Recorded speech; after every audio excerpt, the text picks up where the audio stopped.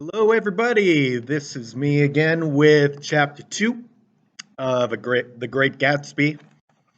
This is a chapter where Nick ends up going to New York with Tom. They have the party that erupts in violence at the end. Uh, Things that stand out about this chapter are number one, the descriptions of the Valley of the Ashes, the descriptions of different characters, and the description of Tom's apartment itself. The other thing that stands out is the disorienting nature of the second half of the chapter. Almost nothing in this chapter really has any sense of consequence for the remainder of the novel. You could almost have this book without this chapter, um, and have much the same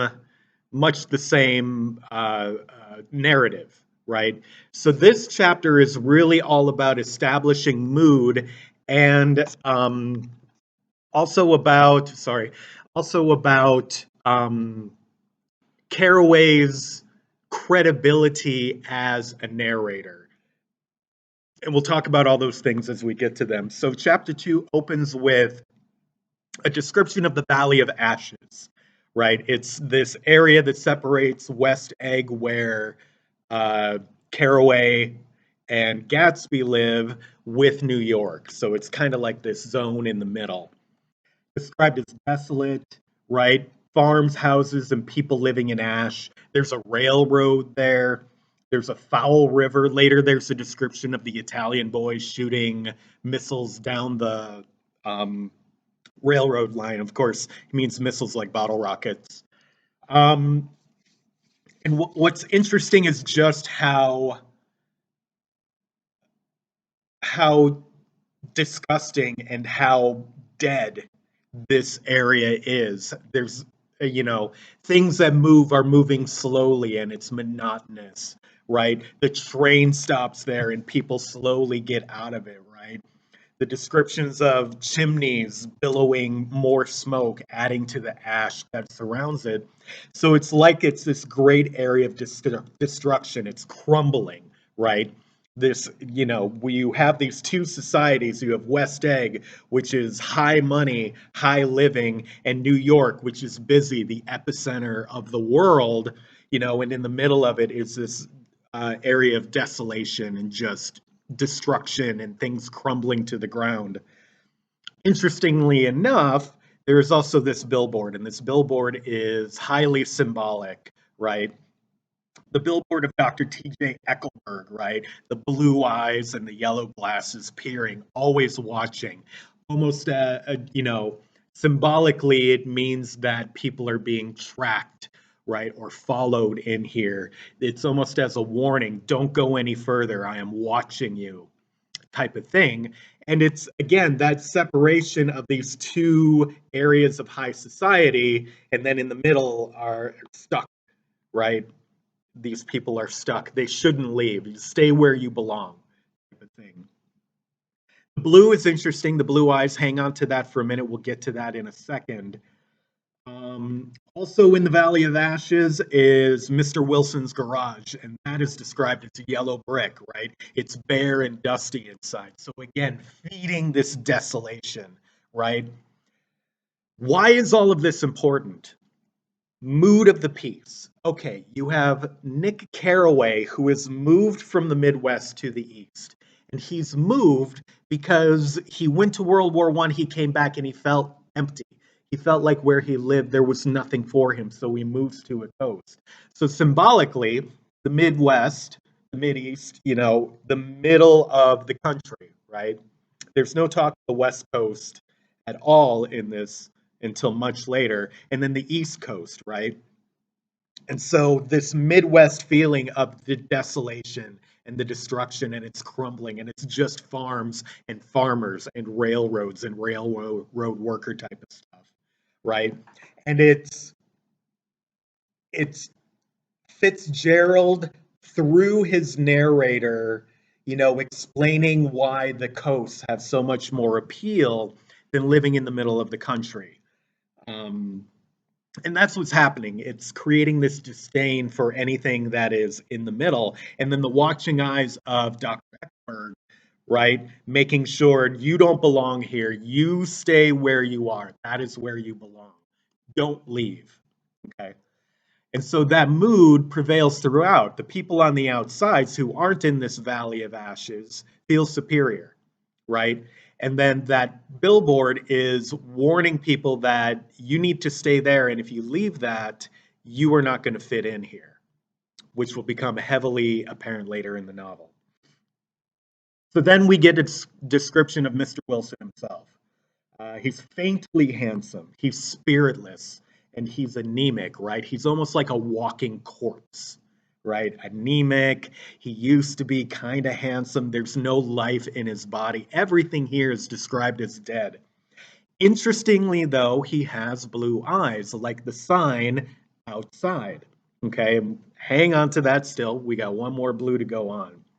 So there's the exchange between Tom and Mr. Wilson about the car, and then Myrtle appears, right? And it's like this shock, right? She opens the door and the light is coming from behind her, so she's silhouetted. And Caraway says that she almost blocks all the light, right? Because she's in her mid 30s. She's thick and not thick in like you know, in a contemporary way. She's a thick lady, right? She's stout and vivacious. Her nerves are continually smoldering and has a coarse voice. If you compare her with the description of Daisy in the first chapter, there is a vast difference in everything about the two of them. So you think of a man like Tom Buchanan, who fancies himself as like the king of the world type of thing, right? Racist Superman. Here he is, and he's able to have the stereotypical male fantasy of the Madonna and the whore, right? So he has his Madonna at home, right? The wife, the mother of the child, right? Pristine, beautiful, everything matronly and motherly that men desire. And then you have Mrs. Wilson, Myrtle, who is the whore, right? She's loud, she's abrasive. Um, both of them are having affairs on their respective mates, right? So he, again, gets to have it all, right? He's rich, he's handsome, he's muscular, he's respected, and now he gets both the ideals of types of women. I'm not saying that they're the ideals, but I'm saying in a stereotypical sense, of course. Interestingly enough, she comes out and she's dressed in a dark blue dress. Let's finally get to blue, right? Color is vastly important in this novel. Blue, specifically blue eyes, um, are typically associated with romantic characters or wise characters, right? It's ironic in this sense because you have the billboard with the blue eyes. Okay, that's not a romantic image at all. If anything, it is the opposite of romantic. It is frightening, right? Is it wise? Well, you can't really say because, I mean, it's a billboard. It can't talk. So it's almost menacing. There's an irony in the use of the blue eyes here. And the same in George Wilson. George Wilson is dead, right? I think his name is George. I might be fooling myself. But he is dead inside, right? He is a walking corpse. Essentially, he has these bright blue eyes that are supposed to indicate something, but they're not there, right? So there's an irony to it. And then there's even irony in Myrtle wearing a blue dress because she's not really a romantic character. From what we learn of her, she's not somebody that, you know, Tom or any other character is going to try to um, romantically woo. And when later on at the party, when she tells the story of how she and Tom met, it's not romantic at all. It's a pickup line, and she just falls for it because he's so handsome, right? So the romance and definitely the wisdom. She's not a smart person either. This is all ironic. It's the use of the color as irony in this case. Um, Okay, so they get to New York. Myrtle goes to buy the dog, and Tom's going to buy the dog for her. And one of my favorite lines in the whole novel is right here, right? And she asks, "What is the dog a boy or a girl?" The salesman says it's a boy, and Tom, who is annoyed at this entire situation, says it's a bitch, right? And this has so many layers of meaning, right? We can go denotative, which, the term for a female dog is a bitch, right? So no, it's not a male dog. It is female. It's a bitch, right? But we take connotation, right? It's a bitch, right?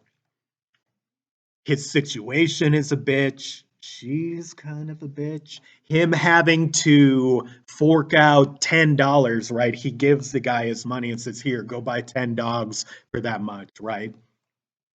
So everything about this situation to Tom is just a pain in the butt, right?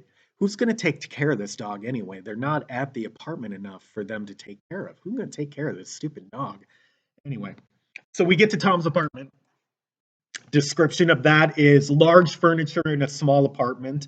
The photo of Myrtle's mother, which is described as a hen sitting on a rock, um, is all interesting. The large furniture in the small apartment um, evokes a couple of things. Number one, it's a little clownish, and this entire scene is clownish. It's also disorienting if you've ever been in a room that just has too much stuff or too big of stuff for the room. It's disorienting. You never quite know. You never feel comfortable there. You never feel like there's a good place for anything. It's very disorienting, right? It's also it's also symbolic of Buchanan in a way that he is trying to exude all of this wealth and all of this power and all of this machismo. But as we'll see later, it has to fit within a small package. When things start to crumble, he goes back, right, to what he has.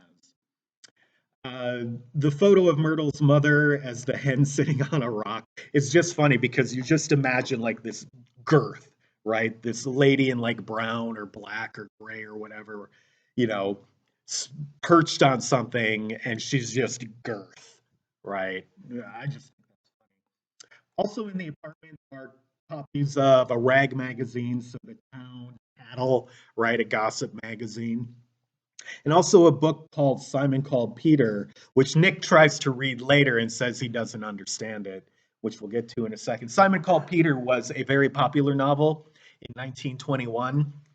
Um, it's highly sexual. And so it's appropriate that it's here because this is a place for gossip and sex, right? Tom's apartment is this large, ridiculous, with the it's this ridiculous place with this large furniture and the photo of this woman who looks like a giant hen, right? He's got gossip mags in there and this book that is intentionally scandalous. It's a place for him to have sex and gossip about people, right? It's his, you know, here's me not playing the Superman part. Here's me just getting to be what I want to be. Now, later, when Nick tries to read the chapter and he says, "I don't know if it was the writing or if it was the whiskey I was drinking, but it didn't make sense." This is symbolic of Caraway's naivety. We talked about it in the first chapter, definitely in this chapter. And as we go into this chapter more, that's going to come out as well, but he doesn't fit here. He doesn't understand all of this. And he's trying to act cool. He's trying to play along. He desperately wants to be a part of this world, and it's not working. And it doesn't work. We'll see. So, of course, the book doesn't make sense. It's way too worldly. He thinks he's worldly, but he's not, right? He belongs in the Valley of the Ashes, and he's trying to get outside. And you can almost see the eyes of Dr. Eckelberg, like, back over the sign, like, what are you doing out there? You're going to hurt yourself. Get back over here. All right, last thing a couple more things I want to point out. Here we get another glimpse of Gatsby. We're already through 2 chapters of a 9 chapter book, and we have yet to actually meet or hear from our titular character. This is interesting. The end of chapter 1, we see Gatsby in a silhouette, presumably, or at least in shadows. And we also see him in a tableau, in a picture, right? The arms out type of thing. So we don't really get a good look at him at that point. Here, we hear about him, right? People say where they've heard about him. So through the first 2 chapters, over 20% of the book is done. We haven't met our main character. We only know him through silhouette, shadows, and rumors. So that's very interesting. It's really setting up this mystique, right? We think of the title, The Great Gatsby. It's like a showman. It's like, the movie The Greatest Showman, right? It's this whole smoke and mirrors thing. And it gets set up in these opening chapters. He's referred to sparingly. And when he does, it's all veiled in something else. And that's done for effect. It's part of the Wizard of Oz type of thing, right? Where it's the man behind the curtain, and we're not going to see that man until much later. Caraway as the narrator. So through this whole party, there is so much going on. Conversations are flying. People are moving around. People walk up and whisper to him. He hears sections of this conversation. Plus, he gives drinking. He says that he's only been drunk twice in his life, and this is one of them. So we have to really question Caraway's reliability as a narrator at this point.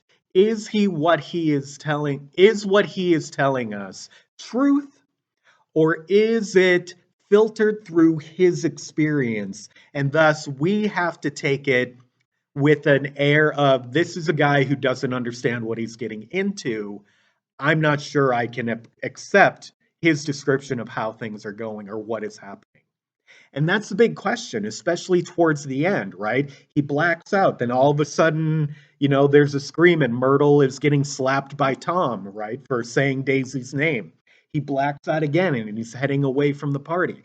Blacks out again and he's in that dude's apartment. Blacks out again and he's in the train station. Nick is in a world that's much too big and sophisticated, I guess, for him. It's disorienting, it's confusing, much like this party. And that is what is happening here. Fitzgerald, through Caraway, is establishing just how, if you are not born of this world, you are of this world of the Buchanans, you are not meant for it. And Caraway is a prime example of that, right? His family had money in the Midwest. He was a worldly person. He went to Europe. He went to World War I. He has all of the experiences. He's trying to get into the bond market and be a banker, right? So he has all of the qualifications for being a part of this world, but he's not a part of this world. It's too fast. It's too confusing. And he is too naive to really see what it is fundamentally.